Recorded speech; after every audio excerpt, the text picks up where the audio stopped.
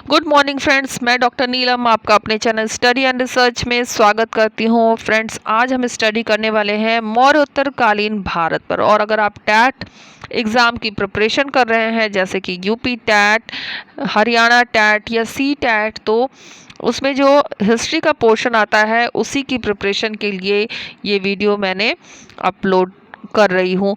तो चलिए क्वेश्चंस को सॉल्व करते हैं। इस तरह का वीडियो पसंद आता है तो लाइक शेयर सब्सक्राइब करना मत भूलिए। सब्सक्राइब करने के बाद बेल आइकन की घंटी को जरूर प्रेस कर लें ताकि इस तरह का वीडियो मैं जब भी अपलोड करूं उसका नोटिफिकेशन आसानी से आप तक पहुंच सके। सबसे पहला क्वेश्चन है, पुष्यभूत राजवंश की वंशावली अधोलिखित किस राजा के नाम से प्रारंभ होती है? तो ये प्रारंभ होती है नरवर्धन से। ऑप्शन सी हमारा करेक्ट होगा। थानेश्वर में पुष्यभूत राजवंश की वंशावली अधोलिखित है। नरवर्धन, राज्यवर्धन, आदित्यवर्धन, प्रभाकर वर्धन, और यहाँ पे आप देख सकते हैं राज्यवर्धन द्वितीय, हर्षवर्धन और राजश्री। वर्धन वंश की शक्ति व प्रतिष्ठा का संस्थापक प्रभाकर वर्धन था। प्रभाकर वर्धन की मृत्यु के बाद राज्यवर्धन थानेश्वर की गद्दी पर बैठा। हर्षवर्धन पुष्यभूत वंश का सर्वाधिक प्रतापी राजा था। विशिष्ट द्वैत का सिद्धांत 11वीं शताब्दी में प्रस्तावित किया गया। तो ये प्रस्तावित हुआ है, ऑप्शन डी हो जाएगा, रामानुज द्वारा। विशिष्ट द्वैतवाद का सिद्धांत 11वीं शताब्दी में रामानुज प्रस्तावित किया गया। वैष्णव मत की पुनः प्रतिष्ठा करने वालों में रामानुज का महत्वपूर्ण स्थान है। इन्होंने भक्ति मार्ग का प्रचार करने के लिए संपूर्ण भारत की यात्रा की। उन्होंने गीता और ब्रह्म सूत्र पर लिखा। वेदांत सूत्र पर इसका भाष्य श्री भाष्य के नाम से प्रसिद्ध है। इसकी प्रमुख पुस्तकें हैं वेदांत सार, वेदांत संग्रह, भगवत गीता, टीका आदि। नेक्स्ट क्वेश्चन, समुद्रगुप्त की निम्नलिखित में से कौन सी ऐसी नीति थी जो विशिष्ट रूप से दक्षिण पंथ शासकों के लिए थी? तो यहाँ पे थोड़ा सा प्रिंट में प्रॉब्लम हुई है, तो यहाँ हमारा उत्तर हो जाएगा ऑप्शन सी। उन्होंने हार स्वीकार की व उन्हें पुनः शासन करने के लिए अनुमति दी गई। समुद्रगुप्त के सम्मुख दक्षिण पंथ के शासकों ने हार स्वीकार की और उन्हें पुनः शासन करने के लिए अनुमति दी गई। समुद्रगुप्त के दक्षिण पंथ युद्ध का वर्णन प्रयाग प्रशस्ति की 19वीं-20वीं पंक्ति में मिलता है। इस युद्ध में उसने 12 राज्यों को पराजित किया। इन राज्यों के प्रति ग्रहण मोक्ष अनुग्रह की नीति अपनाई गई, अर्थात विजय के बाद उनके राज्य वापस कर लिए गए। एलोरा की गुफा का भित्ति चित्र जिसमें विष्णु के नरसिंह अर्थात पुरुष सिंह के रूप में दिखाया गया, किस काल की कृति है?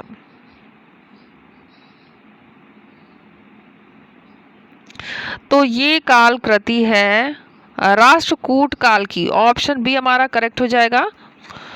एलोरा की गुफा का भित्ति चित्र जिसमें विष्णु को नरसिंह अर्थात पुरुष सिंह के रूप में दिखाया गया राष्ट्रकूट काल की कृति। राष्ट्रकूट काल के कई राजा अध्ययन और कला के प्रति समर्पित थे। राष्ट्रकूट काल में एलोरा में चट्टान और काट कर कैलाश मंदिर का निर्माण किया गया। इसके अलावा एलोरा की गुफा में भित्ति चित्र, एलिफेंटा की गुफाओं में मूर्तिकला आदि की अभिनिर्माण इसी काल की देन है। ये सभी यूनेस्को की वर्ल्ड हेरिटेज साइट में भी शामिल है। अजंता गुफा चित्रों में इस्तेमाल किए गए रंग निम्न में से किस सामग्री से प्राप्त किए गए हैं? तो ये प्राप्त हुए हैं पौधों और खनिज से।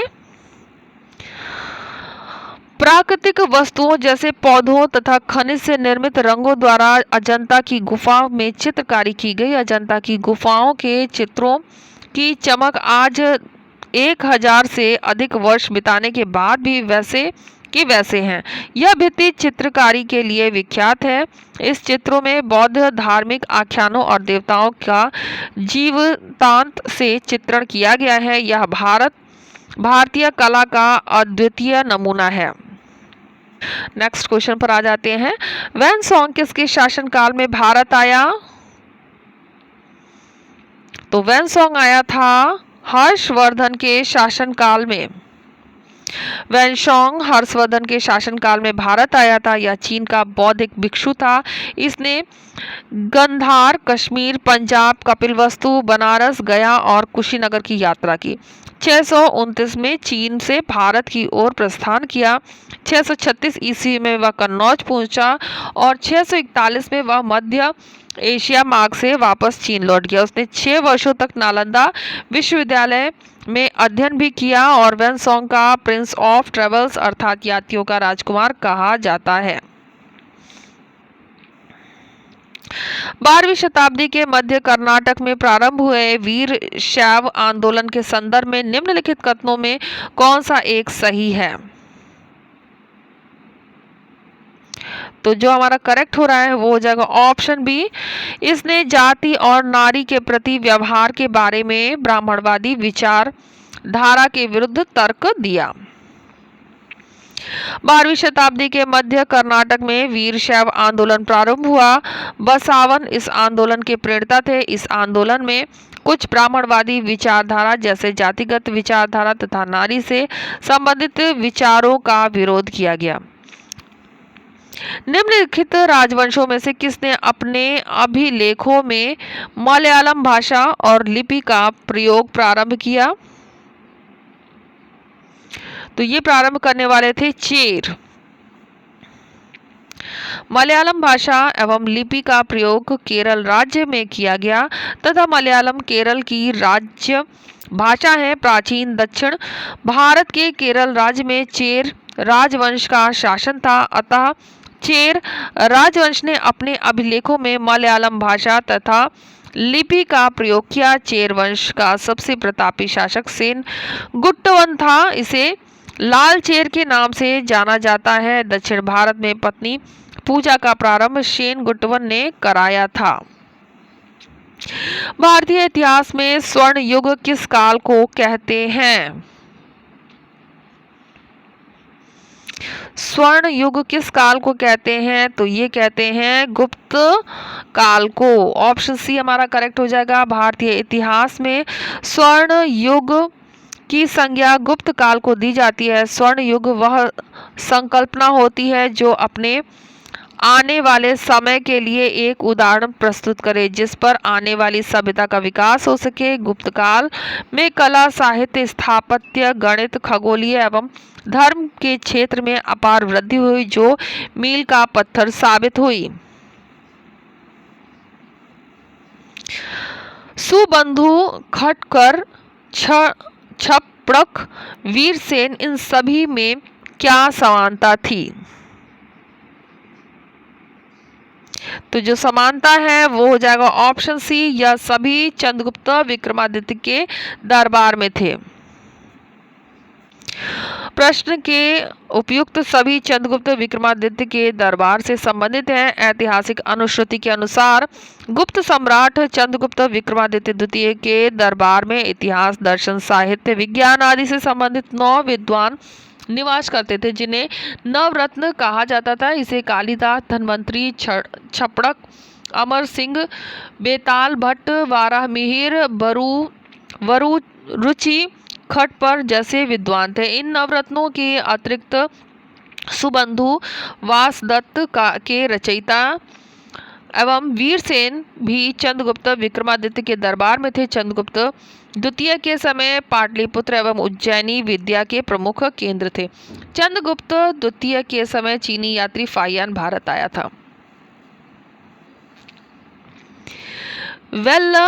वेल्लन वगई भूमि का एक प्रकार था जो चोल अभिलेख में उल्लिखित है। इससे तात्पर्य है गैर ब्राह्मण कृषक। चोल साम्राज्य में गैर ब्राह्मण कृषकों की भूमि को वेल्लर नवई कहा जाता था। इसका उल्लेख तंजावुर अभिलेख में मिलता है। लगभग 200 वर्षों पूर्व निम्नलिखित में से कौन से शासक रेशम मार्ग पर नियंत्रण रखने में सर्वाधिक प्रसिद्ध थे? तो वो थे कुषाण। लगभग 200 वर्ष पूर्व रेशम मार्ग पर कुषाण शासकों का अधिकार था। इस रेशम मार्ग से उन्हें अत्यधिक राजस्व की प्राप्ति होती थी। यह मार्ग चीन से रोम को जाता था, जिस पर कुषाण शासक कनिष्क ने अधिकार कर लिया।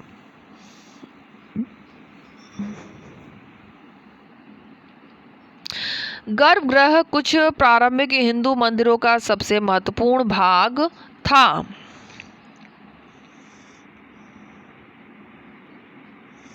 तो इसमें ऑप्शन हमारा डी करेक्ट होगा। वह स्थान जहां मुख्य देवी या देवता की मूर्ति को रखा जाता है। गर्भगृह प्राचीन हिंदू मंदिरों का महत्वपूर्ण भाग था। यहाँ पर मुख्य देवी देवता की स्थापना की जाती थी। प्राचीन हिंदू मंदिरों का अन्य महत्वपूर्ण भाग गोपुरम, प्रवेश द्वार, मंडप एकत्रित होने के लिए आदि थे।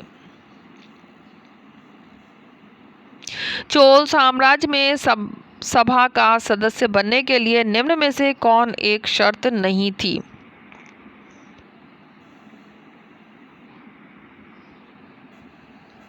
तो जो शर्त नहीं थी वो हो जाएगी उनकी आयु 25 से 70 वर्ष होनी चाहिए। ऐसा कोई भी यहाँ पे शर्त नहीं रखी गई थी। बी, उन्होंने भूमि का स्वामी होना चाहिए जहाँ से भू राजस्व वसूला जाता है। सी, उनके पास अपना घर होना चाहिए। डी, उन्होंने वेदों का ज्ञान होना चाहिए। चोल साम्राज्य अपने स्थानीय स्वशासन के लिए जाना जाता है। स्थानीय स्वशासन 3 प्रकार की ग्राम सभाएं थी, और सभा और नगरम। सभा का सदस्य बनने के लिए उन्हें निम्न योग्यता अनिवार्य थी। एक तो व्यक्ति की आयु 35 वर्ष से अधिक हो। दूसरा, व्यक्ति के पास 1.5 एकड़ भूमि का मालिकाना हक हो। तीसरा, व्यक्ति के पास स्वयं का मकान हो। चौथा, व्यक्ति को वेदों का ज्ञान हो। नेक्स्ट क्वेश्चन पर आते हैं। चोल मंदिरों के विषय में निम्नलिखित कथनों में से कौन सा सही है? तो जो सही हो रहा है उसी का चुनाव हमें करना है। इसमें जो सही होगा वो हो जाएगा ऑप्शन ए, चोल मंदिर आर्थिक, सामाजिक और सांस्कृतिक जीवन के केंद्र थे।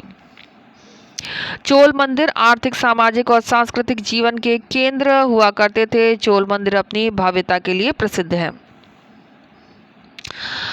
कन्नौज पर लंबे समय तक क्षत्रिय संघर्ष किन 3 राजवंशों के बीच चला? तो ये चला है पाल, राष्ट्रकूट और गुर्जर प्रतिहार। कन्नौज राजा हर्षवर्धन की राजधानी थी। इसकी भव्यता के कारण इसे महोदय नगर भी कहा जाता है। हर्ष की मृत्यु के बाद कन्नौज पर अधिकार को लेकर त्रिपक्षीय संघर्ष प्रारंभ हुआ, जिसमें 3 शक्तिशाली राजवंश शामिल थे, गुर्जर, प्रतिहार वंश, पाल वंश, राष्ट्रकूट। और यह संघर्ष लगभग 2 वर्षों तक चला। अंतिम विजय गुर्जर प्रतिहार वंश की हुई। अशोक के अधिकतर अभिलेख निम्नलिखित लिपियों में से किसमें लिखे गए? तो जो लिपि थी वो थी ब्राह्मी। अशोक के अभिलेख ब्राह्मी, खरोष्ठी, ग्रीक, आम्रिक आदि लिपियों में लिखे गए थे, परंतु ब्राह्मी लिपि में सर्वाधिक अभिलेख लिखे गए हैं। कुछ आरंभिक हिंदू मंदिरों में एक हॉल होता था जहां लोग इकट्ठा हो सकते थे। इस स्थान को कहा जाता था, इसे मंडप कहा जाता था। ऑप्शन डी हमारा यहाँ पे करेक्ट होगा। आरंभिक हिंदू मंदिरों में निर्मित हॉल जहां लोग उपस्थित होकर प्रार्थना या कोई सामूहिक समारोह करते थे, मंडप कहलाता था। जिस स्थान पर मूर्ति स्थापित होती थी उसे गर्भगृह कहा जाता था तथा गर्भगृह के चारों तरफ प्रदक्षिणा पथ बना होता था जहां लोग मंदिर की परिक्रमा करते थे। किस काल में कर प्रथा का विशिष्ट महत्व था? तो वैदिक काल हो जाएगा ऑप्शन डी। प्राचीन भारत में गुप्त काल में कर प्रथा का, सॉरी यहाँ पर थोड़ा सा प्रिंटिंग मिस्टेक हुआ है, कर प्रथा का विशिष्ट महत्व था। गुप्त काल को प्राचीन भारत में स्वर्ण काल के नाम से जाना जाता था। इस काल में राज्य की आय का प्रमुख स्रोत कर था। भाग, भोग, उपरी, उद्रंग, शुल्क, हल, दंड आदि प्रमुख गुप्तकालीन कर हैं।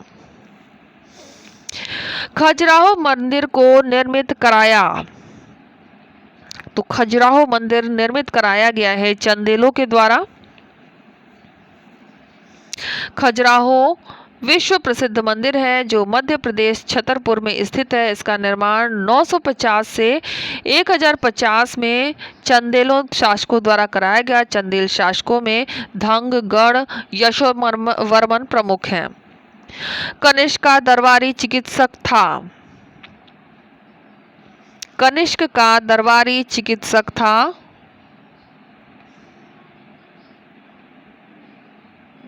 चरक। ऑप्शन सी हमारा करेक्ट होगा, चरक।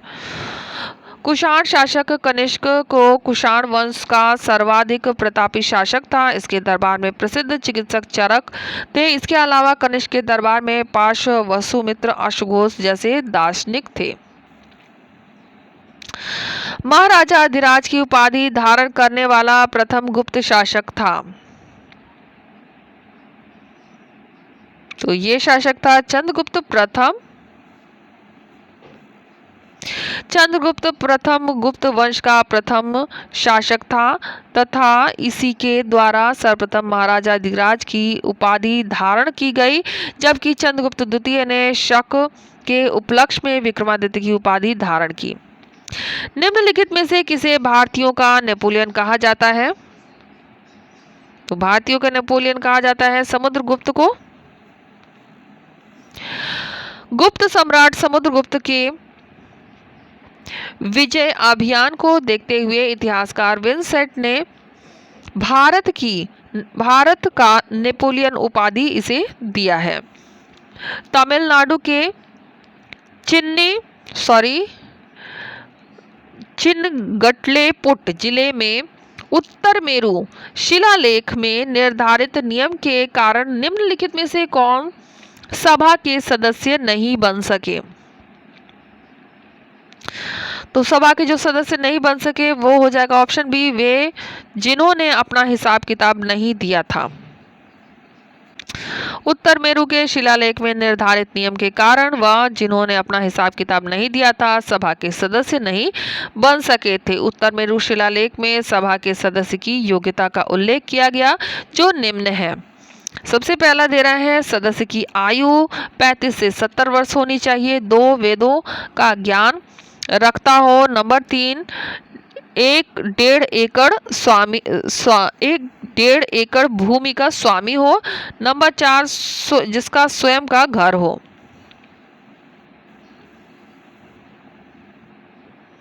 निम्नलिखित में से कौन सा तथ्य भारत में उत्तरी भागों में गांव प्रमुख ग्राम भोजक के विषय में सत्य नहीं है? तो राजा ने उसकी कभी टैक्स एकत्र करने के लिए प्रयोग नहीं किया। ग्राम भोजक गांव का प्रमुख होता था जो राजा के लिए कर संग्रह का कार्य करता था। यह प्रायः बड़ा भूस्वामी होता था तथा इसका पद वंशानुगत था। मणि, ग्राम और नाना देशी निम्नलिखित में से क्या थे? तो ये थे दक्षिण भारत के प्रसिद्ध व्यापारिक संघ। चोल शासक परांतक प्रथम के उत्तर मेरु अभिलेख में मणिग्राम तथा नानादेशी संस्था का उल्लेख हुआ। ये व्यापारिक श्रेणियां थी। मणिग्राम व्यापारिक श्रेणी आंतरिक व्यापार करती थी, जबकि नानादेशी व्यापारिक श्रेणी विदेश से व्यापार करती थी। ऐसा विश्वास किया जाता है कि ईसा का शिष्य सेंट थॉमस में आए। केरल हो जाएगा ऑप्शन डी।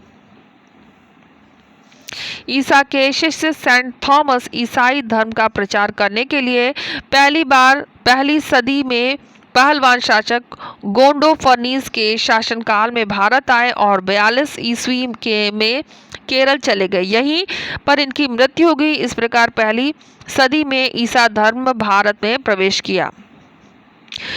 दंती दुर्ग जिसने हिरण्यगर्भ नामक एक अनुष्ठान किया था वह था राष्ट्रकूट प्रधान। दंती दुर्ग ने 752 में राष्ट्रकूट वंश की स्थापना की एवं मानेखेट को अपनी राजधानी बनाई। इन्होंने उज्जैनी में हिरण्यगर्भ यज्ञ का अनुष्ठान किया, जिसमें प्रतिहार राजा ने द्वारपाल का काम किया। नालंदा विश्वविद्यालय की स्थापना किस शासक ने की? तो कुमार गुप्त ने की है। प्राचीन काल में किस स्थल मार्ग में से एशिया यूरोप का व्यापार होता था? तो एशिया यूरोप का जो व्यापार होता था वो होता था रेशम मार्ग से। प्राचीन काल में रेशम मार्ग से एशिया और यूरोप का व्यापार होता था। कुछ समय तक इस मार्ग पर कुषाणों का आधिपत्य रहा। वर्तमान में अंकोर वाट स्थित है। तो कंपुचिया में स्थित है। अंकोर वाट मंदिर कंपुचिया में स्थित है। यह मंदिर भगवान विष्णु को समर्पित है। इस मंदिर का निर्माण 12वीं सदी में खामेर शासक सूर्यवर्मन द्वितीय के द्वारा किया गया। भारत में मध्य युग में किस साम्राज्य ने कन्नौज पर शासन किया? तो कन्नौज पर शासन करने वाला गुर्जर प्रतिहार हो जाएगा। मध्यकालीन भारत में गुर्जर प्रतिहार वंश द्वारा कन्नौज पर शासन किया गया। इस वंश का वास्तविक संस्थापक नागभट्ट था तथा सबसे प्रतापी शासक मिहिर भोज था। गुर्जर प्रतिहार वंश के बाद कन्नौज पर गढ़वाल वंश का शासन स्थापित हो गया।